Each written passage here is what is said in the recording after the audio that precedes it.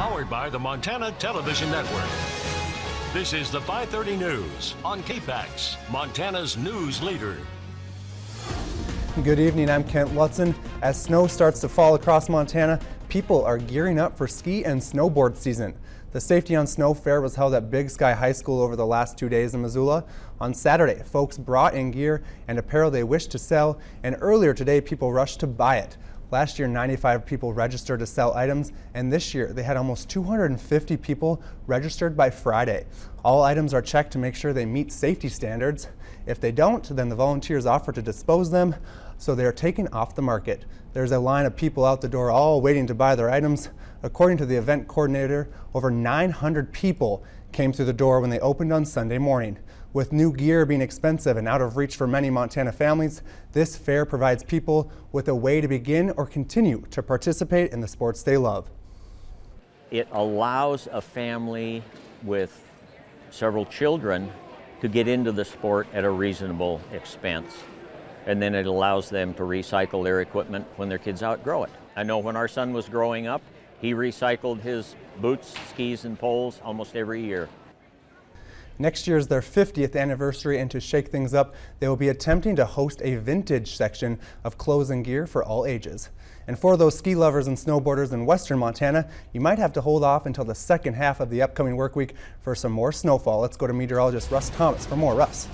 Yeah, that does look like that is going to be the case. It's going to take a little time. Now, we will see opportunities for maybe a rain-snow mix late Monday, early Tuesday. Before we get there, though, let's show you our satellite and radar image. We have seen a little sunshine, certainly more so than we saw on Saturday, but still looking at clouds moving through the area.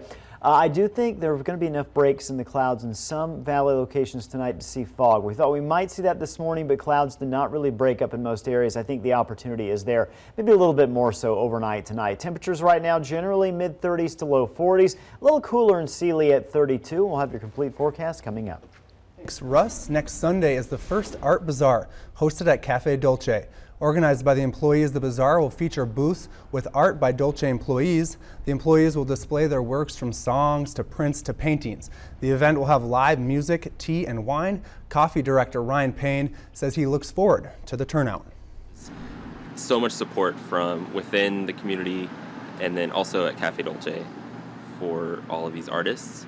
And the art that they do is very amazing. It transcends just Missoula. So I think it'll be a treat for everyone. Cash bar for wine, cash bar for tea. It's gonna be really nice.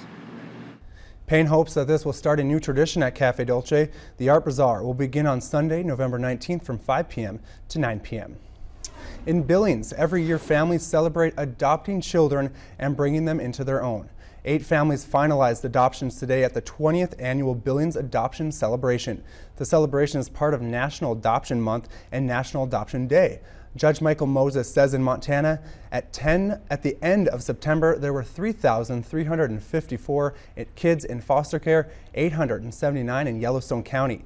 One mother celebrating the adoption of her daughter also appreciates the other families and their adoptions. It's just amazing seeing everyone so happy, and it's a great day. It's a great thing that they all are here to get adopted and have a family forever. You are not different, but you are exceptional in a sense where this is a second chance. That my hope and my prayer is that each of these children will get to embrace that stability and grow and reach their fullest potential and dream big and dream really big. They are adopting these kids, they are loving these kids, and they are providing them with a permanent, loving home and families. It is spectacular. It is one of the greatest things we do as judges. We love it. Tune in tonight as we highlight Haley in our monthly Awaiting Child. For much of this past summer, we brought you news of fires burning across the Treasure State. One of those fires, the Myers Fire, was a lightning-caused blaze southwest of Phillipsburg. Hundreds of firefighters from across the country worked to keep that fire from spreading and destroying private property in the area. To do that, it required dozer lines, hand lines, and miles of fire breaks. So what happens to all that now that the fire is out? It turns out the work of fire rehab had already begun before the flames were out.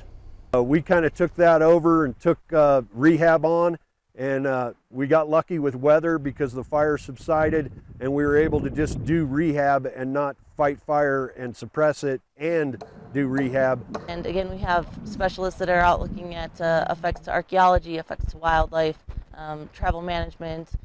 We will be having, vegetation management, whether it's salvage logging or the need to replant in the future, if that comes up. So it is definitely long-term and multifaceted. The early rehab work included stacking logs cut to make fire breaks to get ready to sell. The Myers fire also burned into the Pintler Wilderness area, meaning rehab efforts required special rules. Coming up tonight at 10, MTN's Chet Lehman goes on special assignment to take a closer look at the work that's already been done and looks ahead to work that will go on in the area years into the future. The Myers fire burned more than 62,000 acres of forest southwest of Phillipsburg. Hunters have a few weeks left to pursue big game in Montana, and if you are looking for a place to hunt, Winston Greeley tells us about a program granting access to millions of acres in this week's Outdoor Report. Every fall, block management technician Greg Neville spends his weekends driving the back roads in central Montana. I've been doing this for over 20 years, almost 25 years now. The good points, it gives somebody an opportunity to go someplace that they don't have. Block management is a cooperative program between Fish, Wildlife, and Parks and private landowners to help manage hunting activities and allow hunters access to both private and some isolated public lands in Montana. It's a great program and a great opportunity for both the hunter and the landowner. The landowner gets to have the hunters managed on their property. Actually, we'll compensate landowners up to a max of $13 per day per hunter. At the same time, the hunter gets that access, and that's crucial in a state where access is such a hot topic. Today, Montana has more than 800 block management areas, granting access to more than 7 million acres. And to help manage this vast program on the ground, FWP hires seasonal technicians like Neville. It's just another aspect of the program that gets often overlooked. It's not just about the payment, it's not just about the access, but it's the hunter management. So that's just a service that we provide, and it works out really well as the opportunity for both landowners and hunters. Well, hi, how are you guys doing today?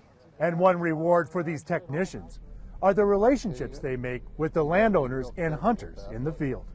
I like the people. The landowners are much more than nice. They're really spectacular. I'm Winston Greeley, out among Montana's fish, wildlife, and parks. After the break, we'll show you how clothing stores can trick the mind with just the tilt of a mirror. You'll want to see this one. Stay tuned.